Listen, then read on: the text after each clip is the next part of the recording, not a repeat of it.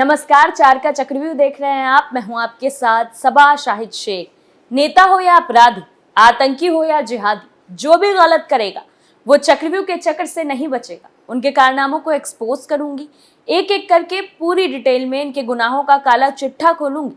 तो चलिए बताते हैं आज के वो कुछ नाम जो चक्रव्यूह के चक्र में आ गए। वो है अलीगढ़ मुस्लिम यूनिवर्सिटी की। दूसरी खबर में बात सनातन विरोधियों की। तीसरी खबर में बात गौ हत्यारों की। चौथी खबर में बात हनी ट्रैप की। सबसे पहले बात अलीगढ़ मुस्लिम यूनिवर्सिटी की। एक बार फिर अलीगढ़ मुस्लिम यूनिवर्सिटी में बवाल मच गया। दरअसल दो छात्र गुटों के बीच जमकर फायरिंग हुई। ताबड़तोड़ फायरिंग की घटना से यूनिवर्सिटी कैंपस में दहशत फैल गई। छात्र गुटों के बीच हुई गोलीबारी में यूनानी चिकित्सा की तैयारी कर रहे छात्र सहित 3 लोग घायल हुए हैं, जिन्हें इलाज के लिए जेएन मेडिकल कॉलेज में भर्ती कराया गया। कैंपस में फायरिंग की खबर पर एएमयू के proctor professor Wasim Ahmad, proctorial team और सिविल लाइंस पुलिस मौके पर पहुंच गई। पुलिस फायरिंग की घटना की जांच कर रही है। फायरिंग की घटना अलीगढ़ मुस्लिम यूनिवर्सिटी के वीएम हॉल की। बताया जा रहा है कि देर रात करीब 11 बजे वीएम हॉल के बाहर कुछ छात्र बैठे हुए थे। इसी बीच नकाबपोश बाइक सवार छात्र वहां आए और ताबड़तोड़ फायरिंग कर दी। गोली की आवाज सुन बाहर बैठे छात्रों के बीच भगदड़ मच गई। वो जान बचाने के लिए कमरे में छिपने लगे। फायरिंग करने वाले नकाबपोश यूनिवर्सिटी के एसएस नॉर्थ हॉल पहुंचे। यहां भी उन्होंने फायरिंग कर दहशत फैला दी। इस बीच किसी काम से जा रहे यूनानी चिकित्सा की तैयारी कर रहे छात्र सादिक अली गोली लगने से घायल हो गए। इनके अलावा अलीगढ़ के थाना क्वारसी इलाके के धोरा माफी के रहने वाले फिरोज आलम और पुरानी चुंगी के रहने वाले अब्दुल्ला को भी गोली लगी है। सभी का इलाज चल रहा है। पुलिस सीसीटीवी फुटेज के जरिए फायरिंग करने वाले छात्रों की पहचान कर रही है। एएमयू में छात्रों के बीच वर्चस्व की लड़ाई कोई नई बात नहीं। यहाँ आए दिन छात्र गुट बनाकर कैंपस में दहशत फैलाते रहते हैं। छात्रों के वर्चस्व ने यूनिवर्सिटी में अराजकता का माहौल बना रखा है। फायरिंग के मामले यहाँ आम हो गए हैं। कई बार पुलिस ने कार्रवाई भी की, लेकिन छात्रों के बीच उसका कोई असर नहीं दिखता है। 2 छात्र गुटों के बीच हुई फायरिंग की घटना भी आपसी वर्चस्व कायम रखना बताया जा रहा है। छात्रों की मिली जानकारी के मुताबिक एक गुट के अराजक छात्रों के एमयू के वीएम हॉल में पहले फायरिंग की गई। उसके बाद समझौते के लिए फायरिंग करने वाले गुट ने फोन कर दूसरे गुट के छात्रों को सर सैयद नॉर्थ हॉल बुलाया। जब वो नॉर्थ हॉल पहुंचे तो उनके बीच विवाद बढ़ गया और कई राउंड फायरिंग हो गई। एएमयू में फायरिंग की घटना को लेकर प्रॉक्टर प्रोफेसर मोहम्मद वसीम अली ने बताया कि जिन लोगों ने फायरिंग की है वो सभी लोग बाहर के हैं। यूनिवर्सिटी का कोई भी स्टूडेंट इसमें शामिल नहीं है। ये बड़ा संगीन मामला है। इस पर हम पूरी कार्रवाई करने की कोशिश कर रहे हैं। कुछ लोगों के नाम शायद आ भी गए हैं। जिन लोगों के नाम आए हैं उनके खिलाफ नामजद रिपोर्ट होगी। ये फायरिंग 2 जगह हुई है, एक वीएम हॉल में और दूसरा एसएस नॉर्थ हॉल में। एसएस नॉर्थ के अंदर 3 लोग घायल हुए हैं। जो लोग घायल हुए हैं उसमें कोई भी छात्र नहीं। दूसरी खबर में बात सनातन विरोधियों की।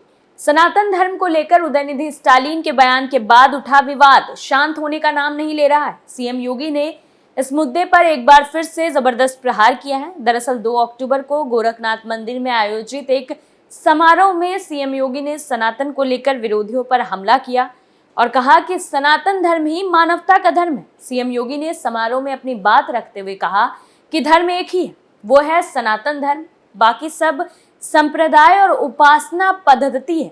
सीएम योगी ने आगे कहा कि सनातन धर्म मानवता का धर्म है और अगर किसी ने भी सनातन धर्म पर आघात किया तो पूरे विश्व की मानवता पर संकट आ जाएगा। वहीं भारत देश में जन्म लेना गर्व की बात है। हमें इस बात पर गर्व होना चाहिए कि हमने भारत जैसे देश में जन्म लिया। वहीं सीएम योगी ने इस कार्यक्रम के दौरान भागवत गीता को लेकर भी कई बातें कही।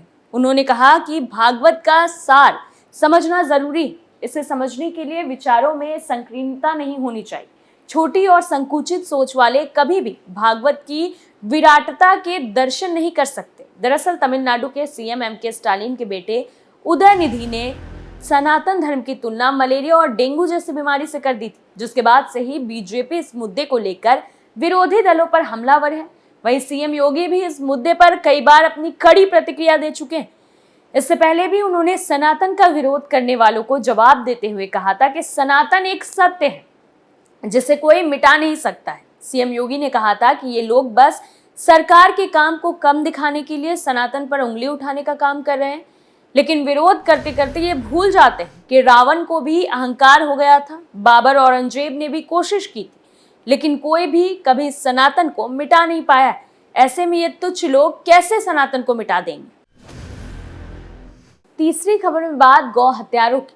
गौ हत्या हमारे देश के लिए कलंक बन चुका है। पुलिस प्रशासन हर वक्त चौकन्ना है, लेकिन फिर भी कुछ लोग ऐसे हैं जो छुप छुपाकर गाय की जान ले रहे हैं। इसी सिलसिले में अकबरपुर पुलिस ने एक ऐसे गिरोह का पर्दाफाश किया है जो छुट्टा घूम रहे गौवंश को पकड़कर काटता था, फिर उसके मांस से बिरयानी बनाकर बेचता था। गिरोह के सरगना की 12 में खुद की बिरयानी शॉप है। इससे लाखों रुपए की कमाई करता था। पुलिस भिड़ंत में गोली लगने से एक आरोपी घायल, उसके 2 और साथी गिरफ्तार किए गए हैं।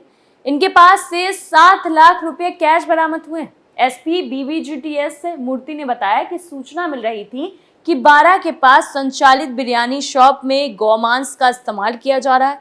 इस पर अकबरपुर कोतवाल सतीश कुमार को लगाया गया। उनकी टीम ने जानकारी मिलने पर 12 गांव के मोहम्मद अली के घर और बिरयानी शॉप पर छापेमारी की।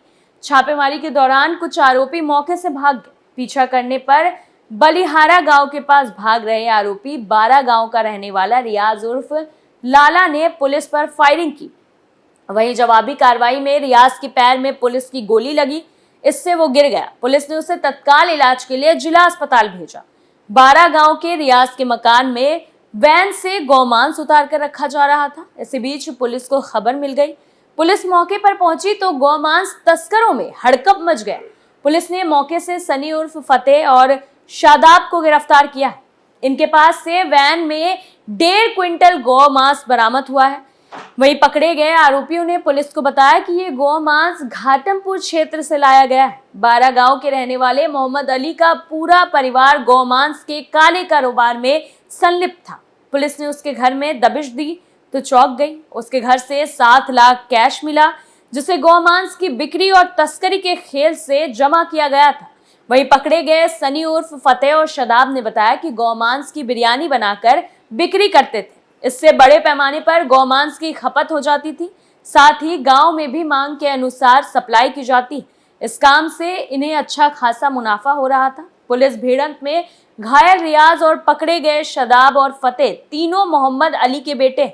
गौवंश की बिक्री पर रोक है। वहीं छुट्टा गौवंश बड़े पैमाने पर गांव में घूम रहे हैं। वहीं आपको बता दें कि रात में ये वैन लेकर निकलते थे। सुनसान जगह में कहीं भी गौवंश दिखता तो उसे पकड़कर काट देते थे। मांस वैन में रखकर बिरयानी शॉप पर पहुंचाते थे। इसके अलावा 12 गांव की मुस्लिम आबादी में गौमांस की बिक्री करते थे। बिना किसी लागत के गौमांस तैयार कर ये गिरोह बिक्री करके अच्छी खासी बचत कर रहा था। वहीं गौवंश को काटने के लिए ये पेट्रोल से चलने वाली मशीन रखते थे। इससे उन्हें कोई खास मेहनत नहीं करनी पड़ती थी और कम समय में मांस तैयार हो जाता था। गौमांस तस्करी करने वाले गिरोह के पकड़े गए सदस्य तीनों सगे भाई। इनका पिता मोहम्मद अली फरार है।